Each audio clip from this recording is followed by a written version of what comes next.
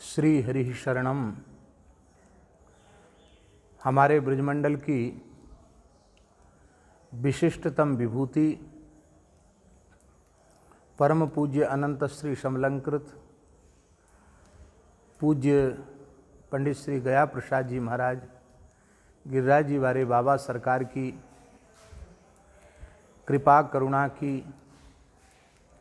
साक्षात प्रतिमूर्ति, ब्रजमंडल की विभूति, परम गौ ब्राह्मण ब्रजवासी भक्त पूज्य बाबा श्री ठाकुरदास जी महाराज की कल गंगा दशहरा के पावन अवसर पर प्रादुर्भाव तिथि है। पूज्य बाबा श्री ठाकुरदास जी श्री गिरिराज जी में महारासस्थली चंद्र सरोवर सूर्यश्याम गोष्ठ के पवित्र परिसर में अंतिम क्षण तक विराजे।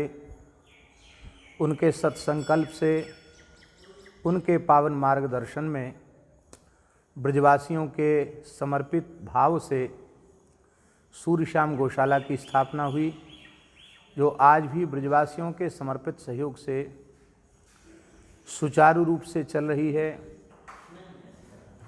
इस गौशाला की स्थापना की प्रेरणा जूनागढ़ वाले पूज्य श्री वल्लभ कुल के आचार्य चरण महाराज श्री किशोर बाबा ने ब्रजवासियों को प्रदान की। ब्रजवासियों, गाय के लिए कुछ करो।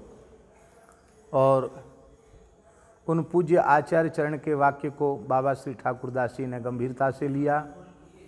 पूज्य सद्गुरुदेव श्री गणेश दास जी भक्तमाली जी महाराज से निवेदन किया और पूज्य भक्तमाली जी के अध्यक्षता में पूज्य बाबा की प्रेरणा से, ब्रजवासियों के सहयोग से सूर्यश्याम गौशाला की स्थापना हुई।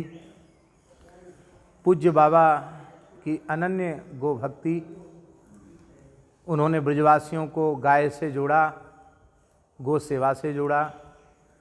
उनके चरणों में अपनी कृतज्ञता ज्ञापित करने के लिए हम सब सूर्यश्याम गौशाला परिकर के प्रेमी